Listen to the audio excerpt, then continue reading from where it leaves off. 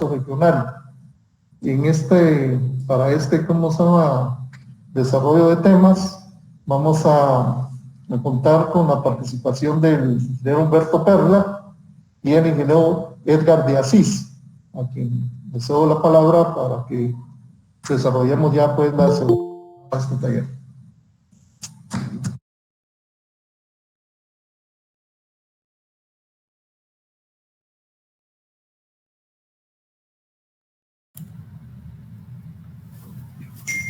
Muy buenos días tengan todos.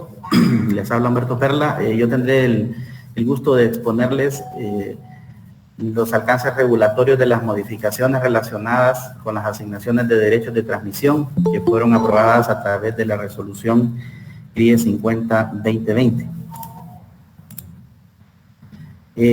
Como primer punto que vamos a revisar, vamos a ver los ajustes normativos que se hicieron a nivel de la organización de las subastas de derechos de transmisión. Lo primero que es importante iniciar mencionando es que en su mayoría este proceso o esta iniciativa de ajuste normativo tiene como base la consolidación de toda la regulación dispersa relacionada con los derechos de transmisión hacia el reglamento del mercado eléctrico regional, hacia el RMER. Por lo que ustedes podrán observar que hay mucha norma que estaba establecida a través de diversas resoluciones que regían estos procesos, han sido incorporados al reglamento. Lo importante de este punto, que es lo que quiero resaltar, es que la mayor parte de esta consolidación no ha tenido cambios de fondo normativos, sino que únicamente ha tenido adaptaciones de forma para llevarlos al cuerpo del RMER y no ha tenido cambios en cuanto a lo que se norma al respecto. Ejemplo de eso es, por ejemplo, lo relacionado con las autoridades nacionales competentes y sus registros, certificaciones y autorizaciones que emiten para la autorización de energía firme de cada uno de los países. Toda esta normativa no ha sufrido ningún cambio de fondo, sigue siendo la misma que estaba establecido a través de las resoluciones. Sin embargo, ha tenido adaptaciones de forma para poderlo trasladar al RMER. Ejemplo también de esto son las normas relacionadas con los derechos financieros punto a punto. Si se recuerdan, este tipo de derechos financieros que en algún momento fueron aplicados en la regulación y en el mercado y que posteriormente, debido a los resultados que se tuvo de esta aplicación, la CRIE estableció una suspensión de asignación de este tipo de derechos hasta que se cuenten con los mecanismos regulatorios suficientes para asegurar la suficiencia financiera de ellos.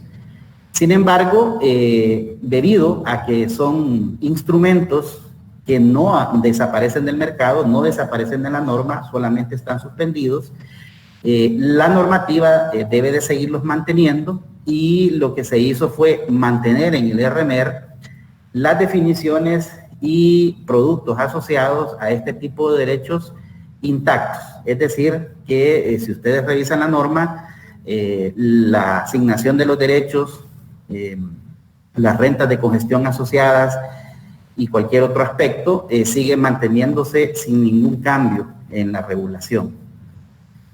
Esto no significa que se levanta la suspensión de la asignación de este tipo de derechos por el momento, sino que se mantiene hasta que la CRIE pues identifique los mecanismos que puedan asegurar la suficiencia financiera de estos. Otro concepto también que estaba hasta cierto punto disperso en la regulación es lo relacionado con las máximas capacidades de transferencia de potencia vinculadas a los procesos de derechos de transmisión para el cálculo de las capacidades para derechos de transmisión. Entonces, también este es un ejemplo en donde se ha realizado consolidación regulatoria.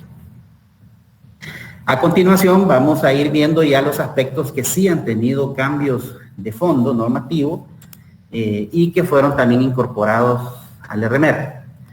Y comenzaríamos con la habilitación de las asignaciones de derechos de transmisión anuales. En esta ocasión, la normativa solo considera que se realizarán asignaciones de derechos de transmisión con periodos de validez anuales una vez al año. Es decir, que ya no existirán derechos anuales traslapados. Y el periodo que se estaría asignando es de enero a diciembre de cada año y siempre en la subasta de diciembre del año anterior. Esto lo pueden encontrar en el numeral 836 del libro 3, que fue modificado por la resolución 50-2020, y en particular se señala en color rojo lo que se ha integrado como modificación, en donde se establece precisamente que solo habrá una asignación para los derechos anuales y será para periodos de validez de enero a diciembre, los cuales se realizan en diciembre de cada año, estas subastas. Este ajuste, ¿por qué se consideró? Bueno, principalmente porque durante la aplicación de los derechos firmes y estas subastas anuales se identificaron diversas situaciones observadas por los participantes mismos y por los mismos operadores, donde se daban situaciones relacionadas o derivadas que cuando se daban estos traslapes entre derechos existentes y compra de derechos nuevos anuales, se daba una situación, y era que el primer semestre del año a subastarse sucedía un fenómeno de una sobrevalorización del costo del derecho, y el segundo semestre se daba todo lo contrario, se obtenía una subvalorización del costo del derecho. Ejemplo de eso, por ejemplo, en algunas asignaciones se llegaron a marginar precios en el primer semestre hasta de $30 por megavatio e incluso mayores.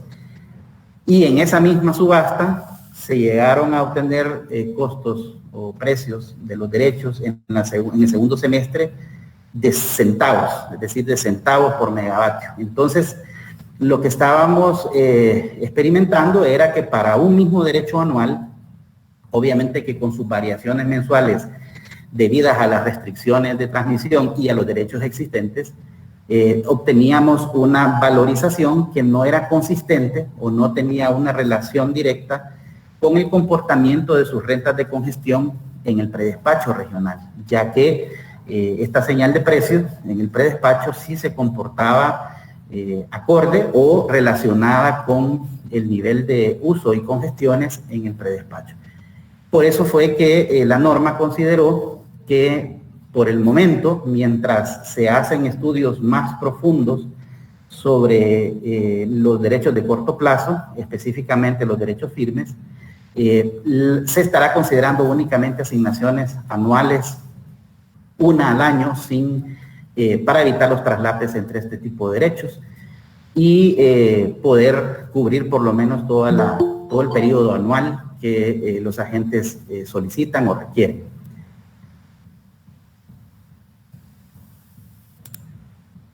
Otro ajuste que se realizó es que se realizaron mejoras en la presentación de ofertas. En este aspecto, lo que la norma consideró es fortalecer y clarificar aún más la coordinación entre la información, entre el intercambio de información entre el EOR y los agentes solicitantes de derechos de transmisión. Para este efecto, en el numeral 8310 del libro 3, se adjuntó o se anexó a la norma que ya estaba, lo que está señalado en rojo, y es que en relación con las solicitudes de derechos de transmisión y el formato que establece el EOR para presentarlas, se completa para fortalecer esta coordinación en que la información de dicho formato, es decir, del formato que establece el EOR para presentar esto, debe de corresponder en todos los puntos con el respectivo registro, autorización o certificación de la energía firme. Esto obviamente está relacionado solo con las solicitudes de derechos firmes, ya que son los únicos derechos que exigen este tipo de requisitos. Siguiendo en el sentido de las mejoras, también se consideraron mejoras en la presentación y en la ejecución de las garantías de mantenimiento de las ofertas. Recordemos que estas son las garantías que se presentan cuando un agente que cumple todos los requisitos solicita la compra de un derecho de transmisión. Acá la mejora en temas de coordinación en relación al tema de la presentación de las garantías entre el EOR y los agentes solicitantes, en el numeral 8310 del libro 3 se agregó en el literal D lo que está marcado en rojo, y es que para efectos de los solicitantes que presentan solicitudes con comprobantes de la constitución de garantía, para el caso de un solo comprobante que respalde varias solicitudes, se deberá ajustar la documentación que detalle el monto de la garantía, desglosando la parte que respalda cada solicitud. Y esto pues precisamente porque se derivó de la experiencia que se daba en este tipo de casos y el EOR pues no contaba con una base normativa para poder requerir este tipo de desgloses. Entonces, esta es una forma de fortalecer esta coordinación entre EOR y los agentes. Adicionalmente, también a solicitud también del operador, precisamente por las experiencias tenidas, se consideró un caso particular, que es cuando las potencias o el total de las potencias de las solicitudes que presenta un agente y que están sustentadas en un solo registro, autorización o certificación de energía firme que le otorgue su autoridad nacional competente, si esta suma de estas solicitudes supera dicho monto registrado o autorizado, en este caso, todas las solicitudes de este agente serán rechazadas. Esto precisamente para dar claridad en que cuando el operador regional se enfrente a una situación ambigua de este tipo, o inconsistente, ya la norma le establezca que debe de rechazar todas las solicitudes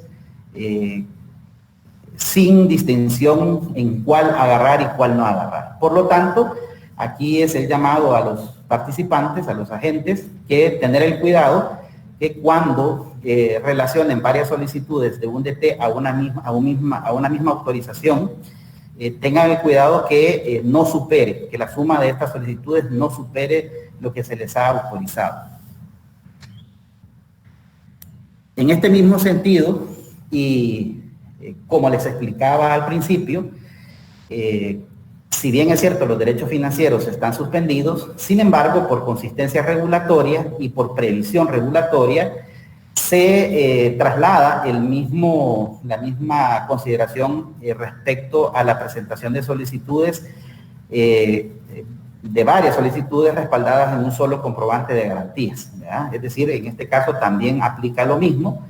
No aplica acá, en este caso, lo de la vinculación a las autorizaciones de energía firme, ya que este tipo de derechos financieros no lo requieren. Sin embargo, la parte de la garantía sí está considerada. Está prevista para que cuando este tipo de derechos sean habilitados, la norma esté provista de esta mejora. También se realizaron mejoras en la ejecución de la garantía de debido cumplimiento de pago. Esta, si se recuerdan, es una garantía diferente a la anterior, a la garantía de mantenimiento de la oferta, sino que esta es una garantía que se constituye una vez que ya se ha asignado un derecho anual y que la gente decide realizar el pago de dicho derecho a través de varias cuotas de pago. Entonces, en este sentido, si el agente decide hacer estas cuotas, él debe de poner una garantía que cubra todas las cuotas que queda pendiente de pago ante el EOR. Entonces, en este sentido, la mejora que se realizó es incluir el numeral 856 al libro 3, haciendo la aclaración que en caso de que un agente incumpla el pago de una de las cuotas de su derecho anual, el EOR o la entidad que éste designe para tal efecto podrá hacer efectiva la garantía de debido cumplimiento y además que aplicará la ejecución de dicha garantía al pago de la cuota no pagada y también para todo el resto de cuotas faltantes.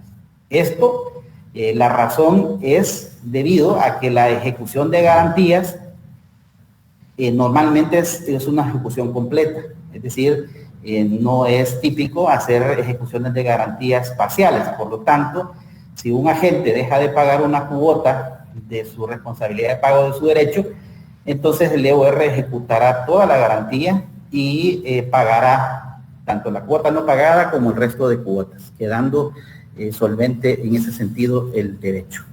Sin embargo, siempre se mantienen todas las disposiciones administrativas relacionadas con estos efectos. Esto es en relación a las mejoras que se han obtenido o que se han considerado en materia de la organización de las subastas que se aprobaron a través de la resolución 50-2020. Ahora vamos a hablar en materia de los precios mínimos aceptables para oferta de compra de derechos de transmisión. Acá en estos conceptos o en estos precios también se realizaron ajustes normativos derivados precisamente de la experiencia de la aplicación, y el primero que se consideró fue hacer una depuración de datos históricos de los precios ex antes. Recuerden que estos datos históricos se utilizan para la proyección de los precios mínimos, y esto para los casos en que se identifiquen aperturas entre áreas de control del SER, y precisamente porque estas situaciones de aperturas de áreas de control fueron experimentadas como situaciones del MER anormales o atípicas, y que no existe la esperanza o no se pretende la esperanza que esto se repita en el futuro del mercado. Entonces, se identificó adecuado poder depurar todos estos escenarios de apertura de la información histórica de los precios para poder hacer las proyecciones de los precios mínimos. El detalle de este ajuste es cómo se llama el que se muestra a continuación. En el numeral 861 del libro 3 se adjuntó el siguiente párrafo, indicando que previo a la aplicación del método de las medias móviles, que es el método con que se realiza la proyección de los precios mínimos, el EOR deberá realizar una verificación de las series históricas de datos, de tal forma que se descarten todas aquellas series, todos los valores de precios ex antes que cumplan con las siguientes situaciones. La primera es que hayan presentado una condición de aislamiento entre una o más áreas de control en un periodo de mercado determinado. Y B, que sea resultado de una condición de congestión, es decir, que las potencias resultantes en el predespacho o redespacho sean mayores que los valores de las restricciones de transmisión que se consideran en esos modelajes. Entonces, aquí lo que se está considerando en la norma es aplicar estas dos condiciones de forma simultánea para los casos donde existan aperturas y poder limpiar o depurar los precios ex antes en esas condiciones. Siempre con respecto a los precios mínimos, otra consideración normativa que se realizó es conceder una extensión del requisito de la presentación de precios mínimos en ciertos casos, y particularmente es en el caso en donde exista competencia en el mercado. Y eso pues se identificó o se establecieron criterios para poder considerar cuál sería la competencia en el MER para poder considerar la exención de estos requisitos. Y se identificó como adecuado que cuando existan más de 2 oferentes, es decir, si solo existen 2 oferentes en una asignación de derechos, no se consideraría competencia, sino que deben de existir más de 2. Y que la suma de todas las potencias de sus solicitudes superen las capacidades de transmisión para derechos. Es decir, en otras palabras, que el bien que se está subastando, que en este caso es la capacidad de transmisión, no sea suficiente para cubrir la demanda que están presentando los agentes para compra de derechos de transmisión. En estos casos se considera que la competencia, es decir, los precios ofertados por estos agentes son suficiente señal para poder constituir el costo marginal o el costo competitivo de los derechos de transmisión a asignar. No cumpliéndose estas 2 condiciones, el criterio regulatorio considera que estamos ante una situación de no competencia y por lo tanto pues se debe de aplicar la consideración de los precios mínimos para poder tener una señal base a partir de la cual se pueden valorizar esta asignación de derechos de transmisión.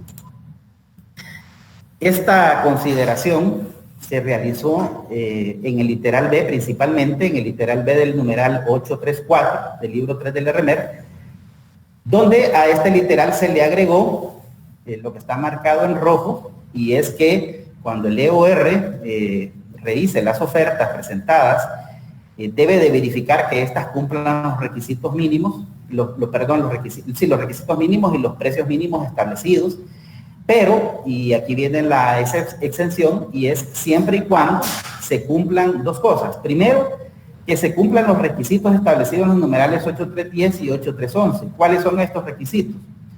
Son los requisitos administrativos que ya todos conocemos, es decir, que sean agentes autorizados, que tengan autorizaciones nacionales, que hayan presentado las garantías con respecto a sus ofertas, es decir, los requisitos administrativos.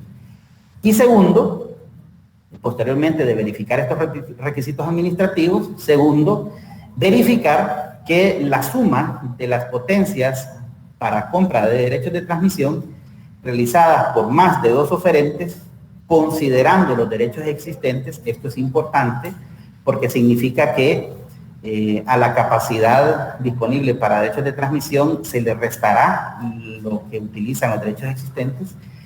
Entonces, que esta suma no supere los valores de la COT-DT correspondientes. Recordemos que la COT-DT es la capacidad operativa de transmisión para derechos de transmisión. Entonces, aquí se está plasmando a nivel de la regulación cuál es la condición en la cual se está tomando en cuenta la posibilidad de eximir el requisito de precios mínimos. Sobre este punto es importante mencionar que el objetivo de esta modificación regulatoria es permitir a los agentes que no tienen la capacidad o que no pueden ofertar los precios mínimos puedan hacerlo, para que sean considerados únicamente en los casos donde exista competencia por la capacidad de transmisión. Es decir, el objetivo es buscar captar la potencialidad de esas ofertas. Es decir, poder ingresar a la subasta todas esas opciones de compra potencialmente factibles ante las condiciones de la exención, pero permitir la entrada a la subasta de este tipo de ofertas que no cumplen los requisitos mínimos, de precios mínimos. Ahora bien, la condición de competencia que se ha considerado como criterio para establecer esta exención solo se puede determinar una vez el regulador regional ha obtenido todas las ofertas presentadas por parte de los agentes, sin faltar ninguna, y que conozca todas las condiciones de las capacidades de transmisión, es decir, las COT-DT, considerando el uso que hacen los derechos existentes. Entonces, esta situación solo la puede conocer el operador regional hasta conocer todas las ofertas. Por lo tanto, esta situación o esta condición de congestión no puede ser conocida a priori de la subasta por nadie, ni por los agentes, ni por el regulador, ni por el operador. Entonces, por eso decimos que es la apertura a una potencialidad de participación. En el numeral 835 del mismo libro, donde se refiere a cómo el EOR o qué debe de hacer el EOR para ingresar las ofertas aceptadas al programa de selección de solicitudes, es decir, al modelo de subasta, se le agregó también un párrafo para indicar que el EOR lo que va a ingresar a este modelo o a este programa de selección son todas las ofertas que cumplieron con el respectivo precio mínimo, pero aplicando las excepciones que se hicieron en el literal B del numeral 834 anterior, ¿verdad? Cuyo valor será calculado conforme a la metodología de precios mínimos. Es decir, que para ser consistentes entre el numeral 834 y 835,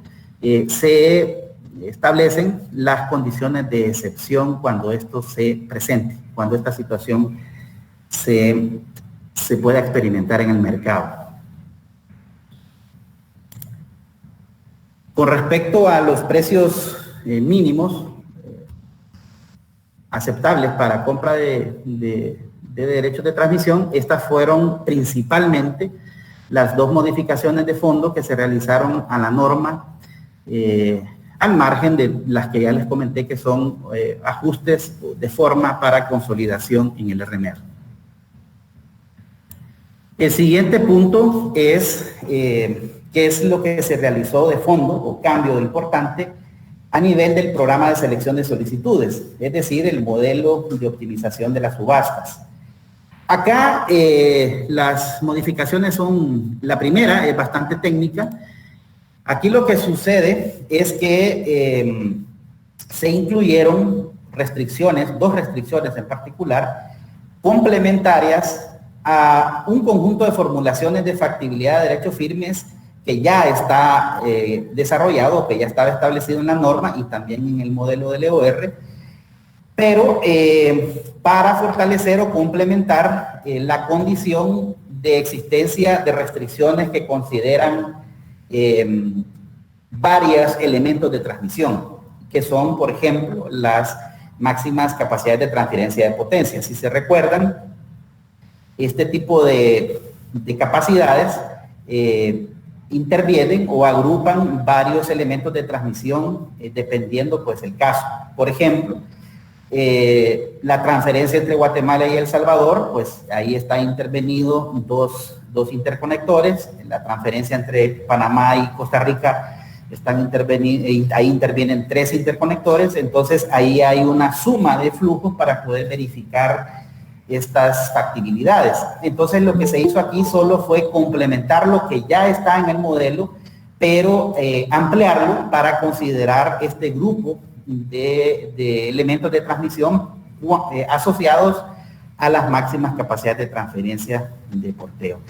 Estas restricciones pues lo que buscan es evitar el neteo mutuo entre los derechos firmes, ya que los derechos firmes, recordemos que tienen asociado un contrato firme, que ese contrato firme tiene asociado una restricción física, un retiro físico, una condición de retiro físico en un nodo. Entonces se debe de verificar que este tipo de derechos que van a ser respaldo para este tipo de contratos firmes deben de ser factibles de forma independiente. Entonces, para asegurar esa factibilidad de forma independiente, pues hay que evitar que un derecho firme no ayude a otro derecho firme a través del neteo de sus flujos. Entonces, este es el objetivo de estas restricciones. Pero como les digo, aquí se está complementando las que ya estaban consideradas en el modelo. Esto para consideración de ustedes, estas dos nuevas restricciones se incluyeron en el numeral D421 del anexo D del libro 3 del RMER. Recordemos que el anexo D es el anexo en donde se detalla la formulación matemática para el programa de selección de solicitudes, o mejor conocido como modelo de subastas. Entonces, como verán acá, son dos restricciones. ¿Por qué son dos restricciones? Bueno, porque lo que se busca es verificar el flujo producido por los derechos firmes que se van a asignar en un sentido de la red. Y la segunda restricción, que es la de acá abajo, verifica el sentido contrario, es decir, la dirección contraria a la dirección anterior de la primera. Si se ven, tiene dos componentes cada una. La segunda componente, en este caso, el segundo término, por el momento es 0, porque está asociada a las ventas de derechos firmes. Y recordemos que las ventas de derechos firmes a través de las subastas están suspendidos. Entonces, esta componente 0, tanto en la primera ecuación como en la segunda. Y lo que obtenemos es solamente el primer término, que lo que realiza es verifica el valor máximo en un sentido, es decir, el valor máximo entre 0 y todas las aportaciones de flujo que hace cada uno de los derechos que se está subastando, y se descartan los que van en un sentido a través de esta función máxima. Y se suman, ¿verdad?, para todas las ofertas K, y además, y esto es lo novedoso, se hace una sumatoria de la aportación de estos flujos en todos los elementos de transmisión que pertenecen a un conjunto llamado MT. Y ya vamos a ver un poco qué es ese conjunto MT. Entonces, lo que estamos viendo es precisamente la suma de todas las aportaciones de flujo que hace cada uno de los derechos en un grupo de instalaciones MT. Y verifica que eso pues debe de ser menor o igual que un valor superior o un límite superior aceptable para poder asignar estos derechos. Y esto en este caso vendría siendo el valor de la MCTP en este sentido de la primera ecuación. Y la segunda ecuación pues es lo mismo, solo que en el sentido contrario, ya que podrán ver que acá la matriz de flujos o la matriz HE lleva un signo negativo, que lo que representa nada más son los flujos en sentido contrario. Entonces también se descartan en este caso, los que corresponderían a esta primera, se descartan los positivos y hacemos la misma sumatoria. Y verificamos el límite inferior, que el límite inferior acá en este caso sería la capacidad establecida a través de las MCTPs o de las COTTs en el sentido contrario. Como les decía, esta MT pues es el conjunto de instalaciones de transmisión que pertenecen a uno de los conjuntos denominados máximas transferencias de potencia. ¿Y cuáles son estos? Por ejemplo, si estamos hablando de transferencia entre áreas de control, entonces pues son los interconectores que conectan esas dos áreas. Si estamos hablando de exportación, pues son los interconectores que intervienen en la exportación de esa área. Y de la misma forma importación y porteo. Y pues la definición de los límites, como les decía, límite superior y límite inferior para verificar estas asignaciones. Esto es bastante técnico, pero se identificó a través de varios estudios o análisis que realizamos en conjunto con el EOR, en donde se hicieron también pruebas de factibilidad para poder considerar estas mejoras en el modelo. Otra mejora que se realizó a nivel del modelo matemático, si bien es cierto, no está dentro del proceso de la optimización, pero recordemos que el anexo D, al que le llamamos modelo, además de la parte de la maximización o de la optimización de la asignación de los derechos, también contempla la parte de la conciliación de estos derechos, además de otras cosas. Pero en esa parte, que es ya la parte de cálculos para determinar la conciliación de los derechos, es decir, cuánto hay que pagar por un derecho, también se hizo un ajuste, y es considerar que cuando resulten abonos en las subastas o en las asignaciones de derechos derivadas de las ofertas de compra, estos abonos se van a hacer igual a 0. Esto, para verlo un poquito más en detalle, como les decía, esta es la sección del anexo D, donde se realizan los cálculos de la conciliación de los derechos, el PDF, que es el pago por los derechos firmes, y el PDF-PP, que es el pago por los derechos financieros punto a punto. Entonces, a ambos, nuevamente recordarles que en relación a los derechos financieros, lo que estamos haciendo nada más es una previsión regulatoria. Lo que se hace es que se indica que cuando el resultado de esta conciliación para cada uno de los derechos resulte negativa, el valor de este pago será igual a 0. Recordemos que cuando esta PDF resulta negativo, lo que genera es un abono a la gente. Entonces, pero en el caso de que llegue a ser un abono, la norma establece que eso va a ser igual a 0 en la conciliación. ¿Esto por qué se ha hecho o por qué se ha considerado? Primero porque se obtuvieron bastantes retroalimentaciones por parte de los participantes e instituciones de la región en que no se comprendía la razón por qué una subasta de derechos o una subasta de cualquier bien, el agente llega a comprar algo y resulta con un abono, además de obtener el bien. Entonces, bueno, esto se explicó en muchísimas oportunidades a todos los que expusieron estas observaciones. Se le explicó por qué se da este fenómeno en el modelo de optimización de los derechos. Y es precisamente porque este modelo es un modelo de optimización que considera la optimización de las pérdidas de transmisión que hacen factibles estos derechos. Y esto se hace a través de ofertas de pérdidas. Estas ofertas de pérdidas son implícitas. Cada vez que un agente oferta comprar un derecho, implícitamente está ofertando también comprar las pérdidas del derecho. Esto se hace a través de un factor que el EUR establece para cada subasta, que creo que está en un valor de 5%, si no me equivoco, y creo que no ha cambiado. Entonces, cuando esto sucede, en la optimización, el modelo busca minimizar el costo de las pérdidas. Entonces, al buscar minimizar el costo de las pérdidas, obviamente busca la oferta más barata. Y la oferta más barata termina aportando las pérdidas para hacer factibles todos los derechos que se están subastando. Eso el modelo lo comprende o lo entiende como una compensación económica que se ve reflejada en los costos marginales de la subasta. De tal forma que cuando aplicamos la fórmula de conciliación, considerando la diferencia de precios nodales, porque recordemos que es transmisión, en la transmisión la valorización es con diferencia del precio de retiro o el precio de inyección, y lo que resulta es precisamente un valor de conciliación negativo.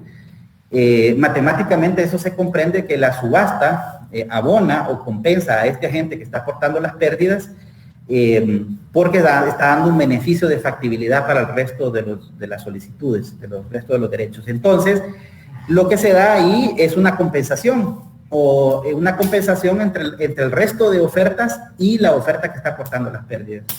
Entonces, hay casos en donde esta compensación termina siendo mayor al valor que debe de pagar el derecho en sí. Entonces, por eso es que resultan los abonos. Matemáticamente es comprensible, es explicable, es razonable. Sin embargo, en términos generales o bajo el sentido común, pues no es lógico pensar que este fenómeno se dé en una subasta por compra de bienes. Entonces, acá el objetivo regulatorio o el alcance que se tuvo de forma regulatoria es que por lo menos pongamos un límite a esa compensación. Que se dé la compensación está matemáticamente justificable y matemáticamente justificable dentro del considerando que el diseño de esta subasta se basa en optimizar las pérdidas en la asignación de los derechos. Otro caso diferente es cuando o no se considera como criterio de la asignación la consideración de la optimización de las pérdidas, que eso es factible también. Pero nuestro diseño sí considera la optimización de las pérdidas de los derechos. Entonces, bajo ese entendido, es comprensible matemáticamente que exista la compensación, sin embargo, es razonable también que le pongamos un límite. Y el límite, pues, es 0. Es decir, pues lo más que puede suceder es que se compense la compra del derecho, pero no llegar al grado de convertirse en un abono. Esto es todo relacionado con el programa de selección de solicitudes. A continuación vamos a ver los aspectos normativos que se han considerado relacionados con el cálculo de las capacidades de transmisión para derechos de transmisión y las verificaciones complementarias. Para esto, nuestro compañero, el ingeniero Edgar de Asís, les desarrollará este tema.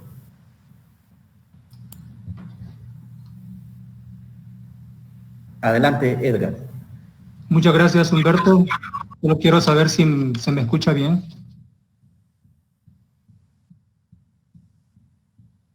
Sí, Edgar, se te escucha bien.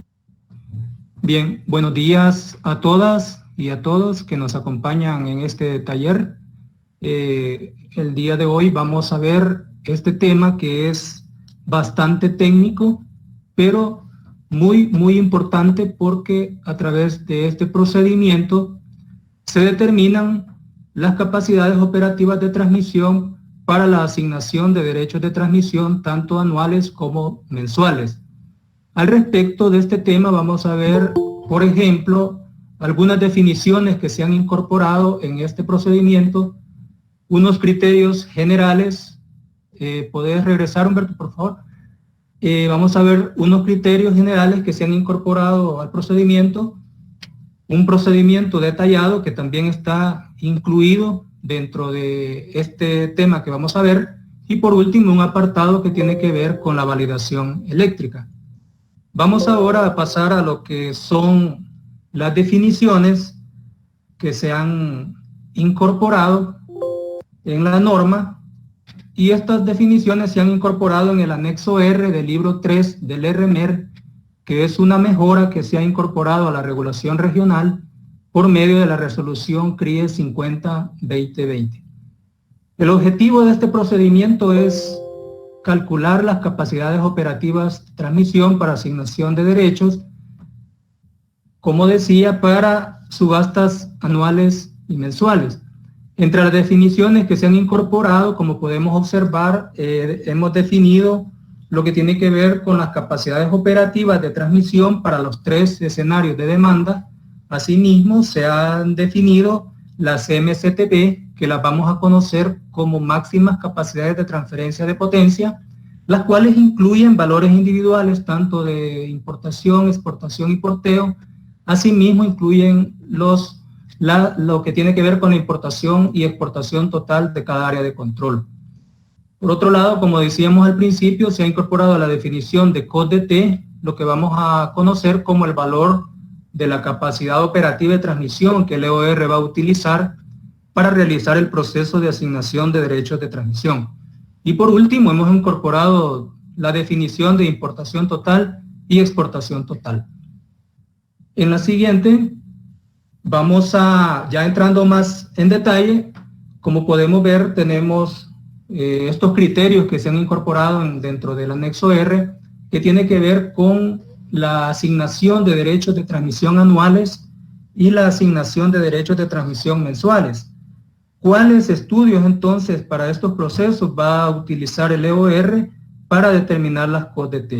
Y se define pues que para los mensuales va a utilizar los 12 últimos estudios de seguridad operativa o estudios de MCTP mensuales que el EOR produce todos los meses, que corresponderán a los meses que abarca la subasta.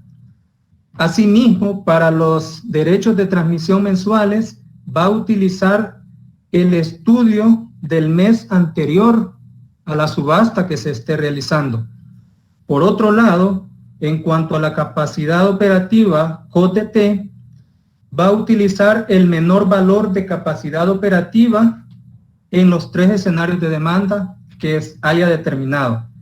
Y estos valores los va a calcular con base en los valores vigentes que se tengan de las máximas capacidades de transferencia de potencia según corresponda para cada uno de los meses. Siguiente, por favor. Ahora entrando más en materia, vamos a ver el procedimiento un poco más detallado que se ha incorporado dentro de dicho anexo R.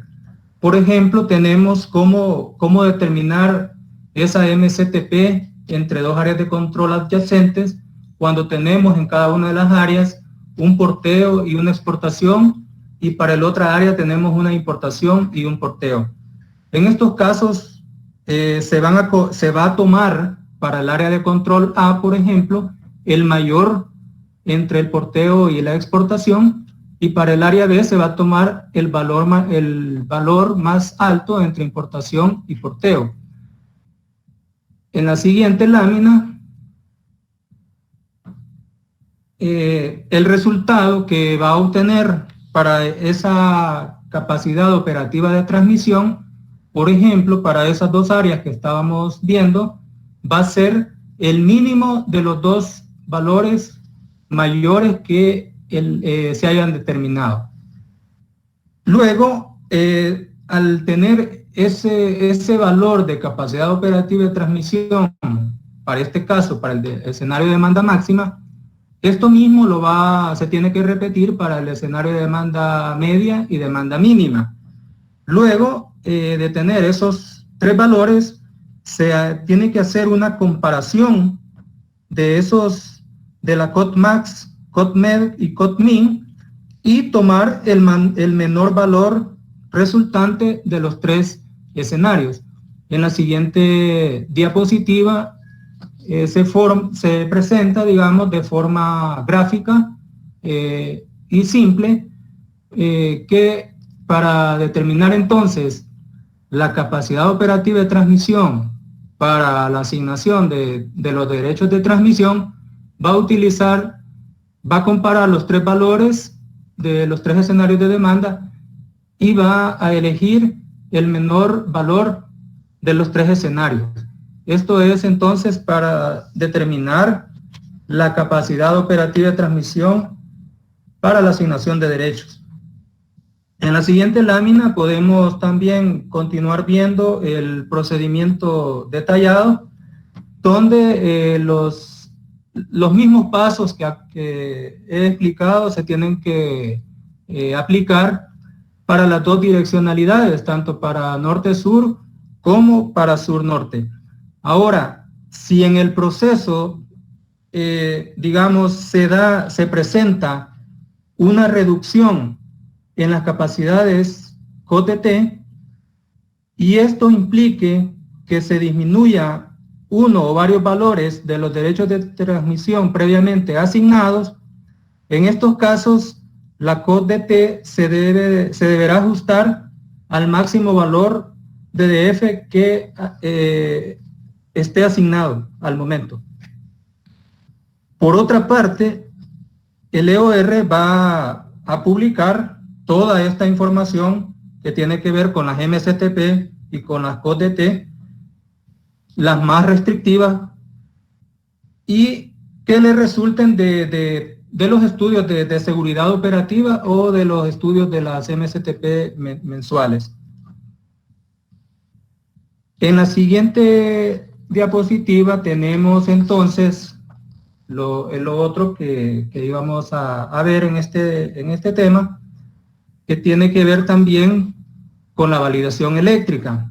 Y esta validación eléctrica, el fin principal es asegurar que no se superen los flujos máximos de las MCTP y las COT-T, donde están involucradas todas las capacidades de importación, porteo, exportación total, importación total, y esta validación eléctrica es con el objetivo de verificar la firmeza.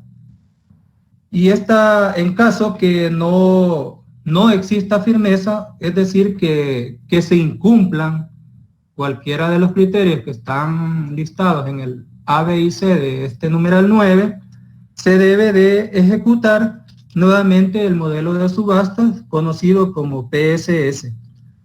Al ejecutar el modelo de subasta, se debe nuevamente hacer la validación eléctrica para verificar nuevamente que haya firmeza en esos valores que se hayan determinado a partir de la subasta.